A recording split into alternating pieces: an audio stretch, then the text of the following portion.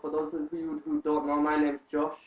This is Brother Dawada, and this is Elder Dayon. We're making this video today primarily to address the people that are asking questions and somewhat maybe coming against the Holy Bible. There was a few comments made on the last video that we put out there, saying that, and to be honest, it's quite true, we seem to have gone round in a circle and there was no closure on the matter, and people were saying, basically, we still don't know the Bible's the truth. Prove it, prove it, prove it.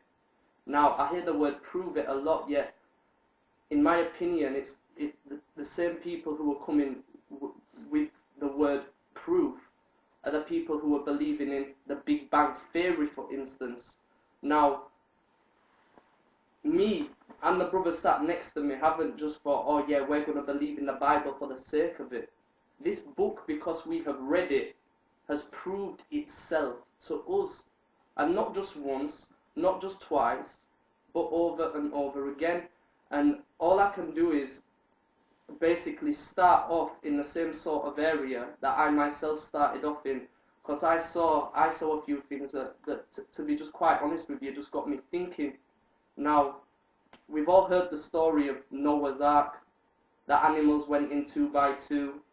Noah got told by the Most High to build an ark because there was going to be a flood because the wickedness of men was great upon the earth. In fact, can you get it from me? Genesis, please, Yeah, no problem. Genesis 8, yeah? In fact, start Genesis chapter 6, verse 5, please.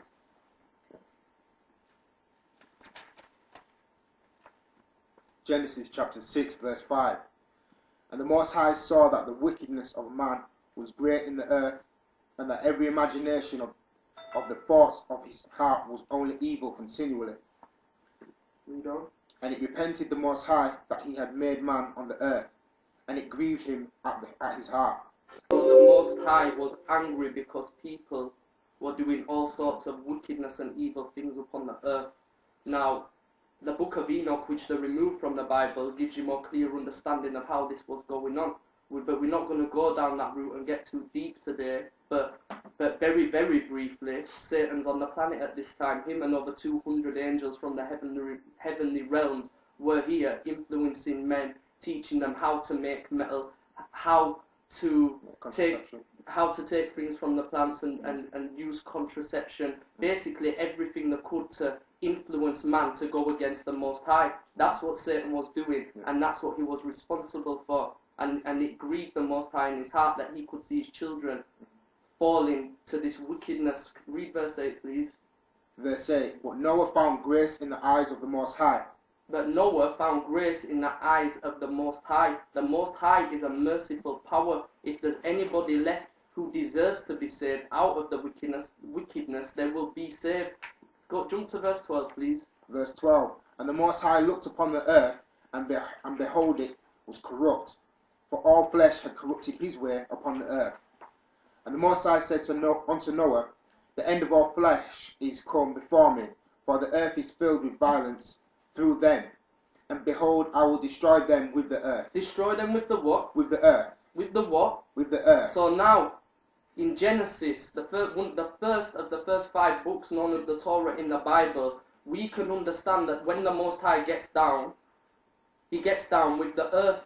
This is how he finishes it, and time again you'll see this in the scripture. Can you start at chapter 7, please? Chapter 7, verse 1. Verse 1.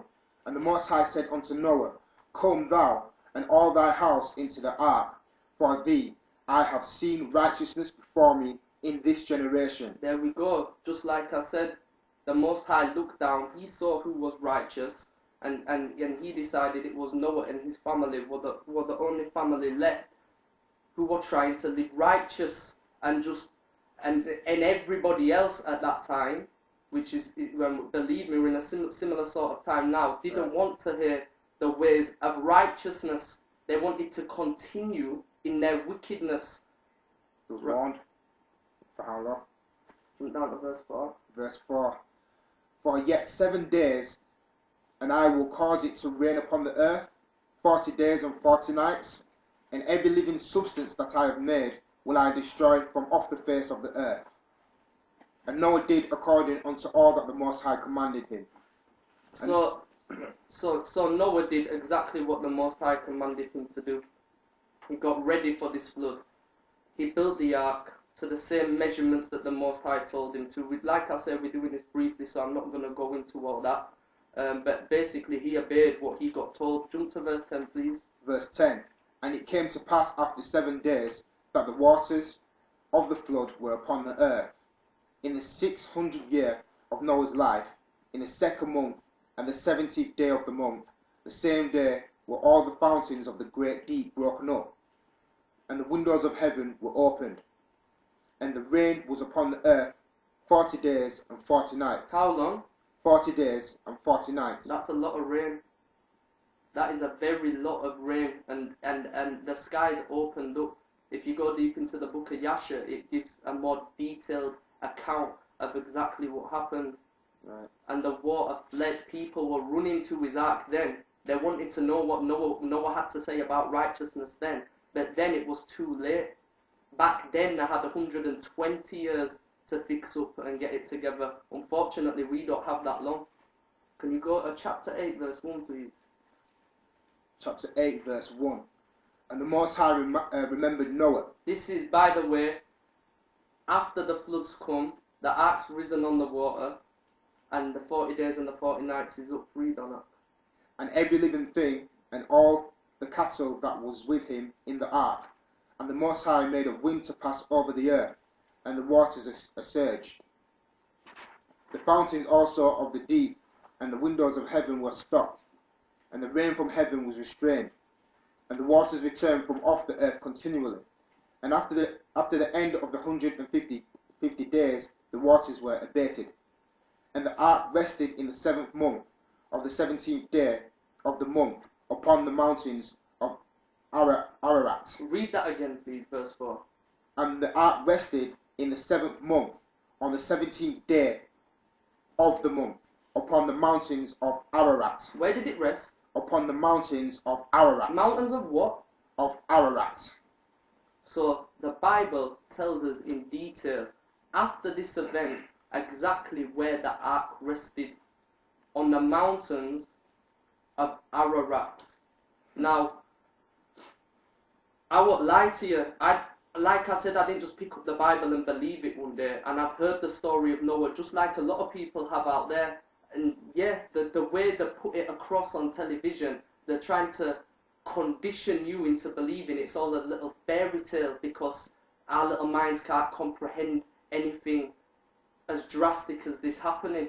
Now, my question to you is, what I put forth to the people who were challenging the Bible, and this is one of the first things I came across to prove how valid the scrolls and the word of the Most High is where is that place? Has anyone actually looked into where that place is? Yeah. Is there an ark in the mountains somewhere? Because I never knew this. But I can assure you now, it says in Daniel chapter 12, the Most High said knowledge will be increased in the end days. I could not have this knowledge or understanding if we weren't living in this time. Today you can go on the internet and type in exactly what you want or what's on your mind. You can type a question in Google and it'll give you an answer, or it'll lead you in a certain direction. I myself have done this. Marcus has done this. Elder Dayon has done this. We have seen the facts. It's not like we're going crazy and putting all our faith into something and we're just getting faith from nowhere. The faith comes from the word. Right. So I'm going to read to you briefly. Now the title of this video is called Noah's Ark, Proof. And you can look at this yourself. I'm not going to go into too much detail about it, because funnily enough, these videos are not for the people who were just going to come against it and act childish and come against this truth. If you're willing to learn and understand and come with an open mind, don't just take what we're saying and come against it. Take what we're saying and please at least look at it and then come back to us with something. Exactly. Now the video is called Noah's Ark, Proof. A few facts about this, and you can add to this if you want. I would jump on it. It is the mountains of Ararat in Hebrew is Urartu, and basically it's an area, and it's the country of the Southwest Asia. It's that sort of area, basically where present-day Turkey and Greece, towards them areas. That's where Urartu is in the Bible, according to our biblical understanding of it. Now, believe it or not, and I suggest you look for yourselves, an ark has been found 12,000 feet up in a mountain. Now, this discovery was made in 1951, and a few people were trying to come against it, but obviously, as technology increased upon the earth, people have been going back to this site. It's an archaeological site. They call it Noah's Park in Turkey, believe it or not. It's not something that's highly publicised and pushed forward in the media or anything like that. However, it was on the news in 1985, and the video that I've just told you to watch, it shows you the actual clip where they're talking about this ark, where they're actually saying it was discovered in 1951. And throughout the years, more and more facts have been coming forth to support that this is Noah's Ark. Now, one of the things is it's exact in the Bible. It describes the length of it as 300 cubits. That's in our measurements today exactly 515 feet long. Now, I don't believe in coincidence. Coincidence to me is a man-made name to disguise the meaning of fate. The Bible told me where it was. This was written 7,000 years ago. People need to understand, whether they believe this book or not, the whole world runs from this book. The first 5 books of the Holy Bible, Biblios, the scrolls. If you go to prison, they pull out this book and they tell you to put your hand on it and swear by it, which is blasphemy anyway. Now, they might bring out a Quran to a Muslim, but that Quran would not be on the planet if it wasn't for this book. No religion could exist on this earth without the first 5 books of this Bible. Now, the trouble is, nobody's teaching out of it. And this is why people's faith is waxing cold. And when I say teaching out of it, I mean bringing forth the truth from the Bible. Believe it or not, the Bible actually instructs you how to read it, and we are actually going to go there shortly. Just one more thing I want to bring up. Sodom and Gomorrah, yeah? Do you want to go there? Yeah, we can go there. Put it.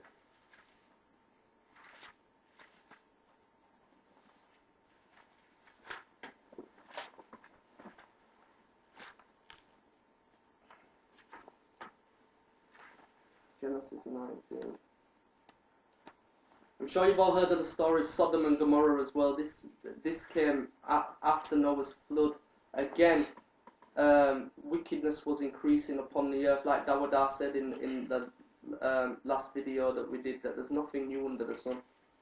There's nothing new under the sun. There's nothing here that hasn't already been. Don't be deceived by what philosophy they tried to push forward. Now, we're going to go into Genesis 19, verse 13. This is talking about Sodom and Gomorrah. No, 19:13. Yeah. Genesis 19, verse 13. For we will destroy this place, because the cry of them is waxing great before the face of the Most High, and the Most High sent us to destroy it. Okay, wait, the Most High sent us to destroy it. Jump to verse 15. Verse 15. And when the morning arose, then the angels hastened Lot, saying, Arise, take thy wife and thy 2 daughters. Wait there. So again, the Most High has sent his angels to Lot, who was the only righteous man in the city. And if you read the full chapter yourself, Lot said, for what if there was 2 righteous? What if there was 3 righteous? In fact, that was Noah. I'll be correct. Is that Noah? It was Abraham. What if there be 2 righteous? What if there be 3 righteous? What if there was 10? The Most High said, go tell them what I'm going to do. If the righteous and the believe, they'll listen and they'll come forth out of the place. But Lot was the only one that left. Read on, bro. Verse 15. Verse 15. And when the morning arose, then the angels hastened Lot, saying, Arise, take thy wife and thy 2 daughters, which are here, lest thou be consumed in the iniquity